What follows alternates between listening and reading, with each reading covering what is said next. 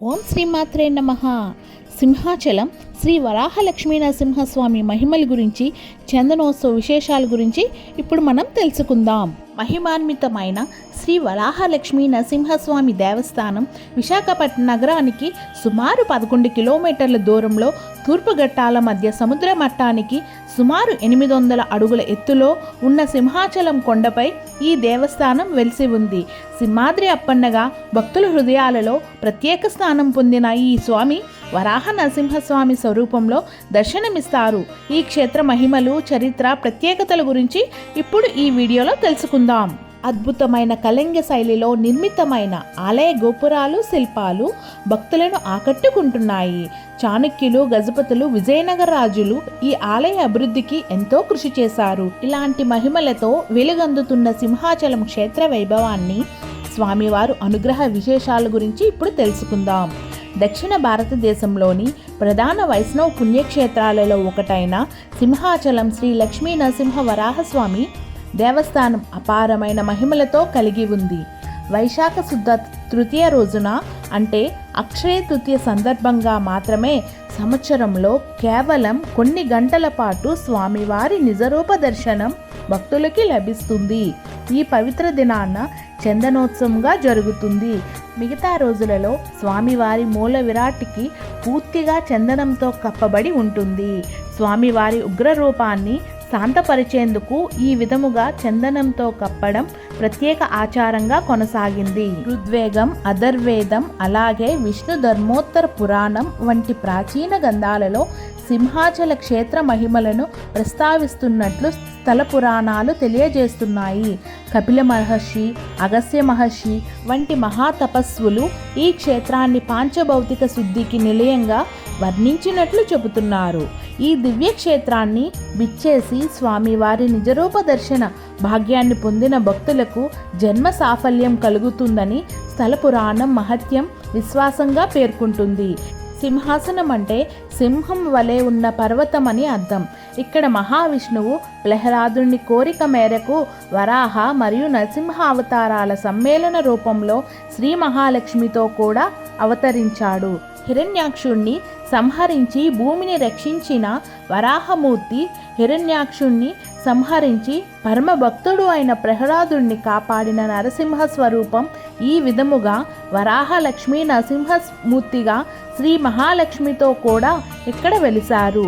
కలియుగ వైకుంఠ వరదిగా భావించబడే ఈ దేవుడు కోరిన కోరికలు తీర్చే వరప్రసాదిగా సేవించవచ్చునని భక్తులకు అనుగ్రహిస్తూ వారిపై వరాల చల్లును కురిపిస్తున్నారు. చందన యాత్రలో సింహాద్రి అప్పన్న భక్తితో సమర్పించే చందనం కోసం తిరునందునవరం ఏర్పాటు చేయడం నుంచి స్వామివారి నిత్య ధూప దీప నైవేద్యాల సేవల వరకు ఈ క్షేత్ర మహిమను వివరిస్తూ అనేక శిల్పశాలలు నేటికీ ఆలయ ప్రాంగణంలో కనిపిస్తున్నాయి. సింహాద్రి అప్పన్న స్వామి సంవత్సరమంతా చందనంతో కప్పబడి ఉంటారు. ఈ ఒక్కరోజు మాత్రమే అక్షయ తృతీయ నాడు చందనం తొలగించి నిజరూప దర్శనం కలుగుతుంది. ఈ చందనం సమర్పణకు ప్రత్యేకంగా తిరువందనవనాన్ని ఏర్పాటు చేసి రాజులు భక్తితో సేవ చేస్తారు. ధూపదీపాలు, నైవేద్యాలు, అర్చనలు, ప్రత్యేక అభిషేకాలు ఇవి అన్నీ రాజాదిరాజులు సమర్పించిన మాన్యాలు, ధర్మకట్టల ద్వారా నిర్వహించబడుతున్నాయి. ఈ క్షేత్రాన్ని ఎన్నో రాజవంశాలు అపారమైన సేవలు అందించాయి. చోళులు, చాళుక్యులు, రెడ్డి రాజులు, గజపతులు, ముఖ్యంగా శ్రీకృష్ణదేవరాయలు తన రాణులతో కలిసి స్వామివారిని దర్శించి కానుకలు సమర్పించినట్లు ఆలయ శాసనంలో స్పష్టమైన ప్రమాణాలు ఉన్నాయి. 2 శతాబ్దాలుగా విజయనగర రాజులు వారసులు ఈ ఆలయానికి వంశపారంపర్య ధర్మకర్తలుగా వ్యవహరిస్తున్నారు. ఆలయంలో లభించే అనేక శిలా శాసనాలు, చందన సమర్పణ వివరాలు, నిత్య పూజా విధానాలు, ఉత్సవాల నిర్వహణ, రాజులు సమర్పించిన భూములు, మాన్యాలు ఇవి అన్నీ ఈ క్షేత్ర చరిత్రకు సాక్ష్యాలుగా నిలుస్తున్నాయి. సింహాద్రి కొండ జల సముద్రంకి కలిగిన పవిత్ర క్షేత్రం.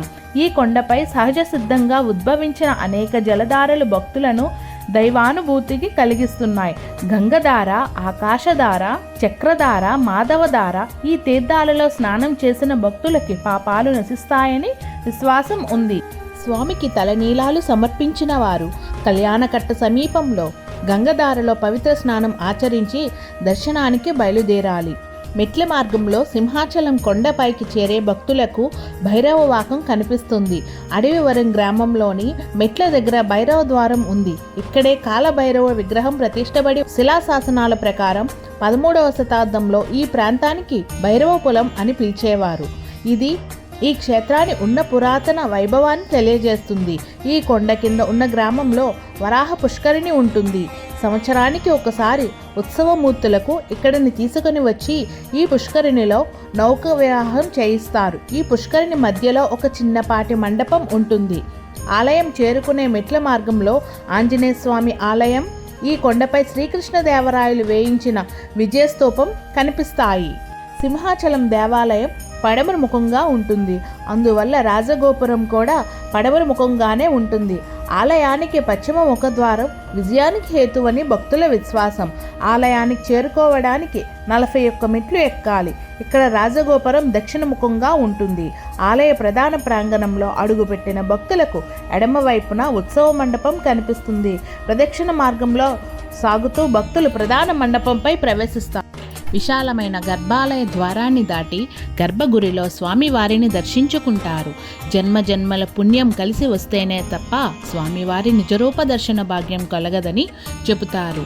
గర్భాలయం ఎదురుగా ఉన్న ప్రాకారంలో కప్పస్తంభం ప్రధాన ఆకర్షణగా నిలుస్తుంది.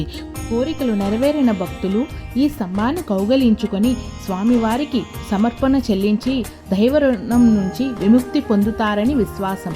ఈ కపస్తంభంపై ప్రతిష్ఠించబడిన సంతాన వేణుగోపాల స్వామి కృపతో సంతానులైన అనేక దంపతులు సంతాన భాగ్యం కలిగిందని గర్భగుడిలో స్వామివారు ప్రసాద మండపంలో శంకు చక్రాలను ధరించి దివ్య ప్రభలతో వెలుగొందుతారు. సంవత్సరమంతా పూర్తిగా చందనంతో కప్పబడి ఉన్న మూల విరాట్ శక్తిపాతంతో భక్తులకు స్పష్టంగా కనిపిస్తుంది. గర్భాలయంలో మూల విరాట్ చుట్టూ విశాలమైన ప్రదక్షిణ మార్గం ఉంటుంది. భక్తులు అనంతమైన భక్తి భావంతో స్వామివారిని కొనులారా దర్శించుకుంటూ ఆ మార్గంలో మెల్లగా సాగుతారు. స్వామివారి నిజరూప దర్శనం రోజున అయ్యవారిని అమ్మవారిని కలిపి దర్శించుకునే భాగ్యం కొందరు భక్తులకు మాత్రమే కలుగుతుందని విశ్వసిస్తారు. ఆ దర్శనం జన్మజన్మల పుణ్యఫలం అని అంటారు. ఓం శ్రీ లక్ష్మీనారాయణ స్వామియే నమః. ఓం శ్రీమాత్రే నమః. ఈ వీడియో మీకు నచ్చితే లైక్ చేయండి, షేర్ చేయండి. మీ అభిప్రాయాలను కామెంట్లో తెలియజేయండి. Please subscribe. Thank you for watching.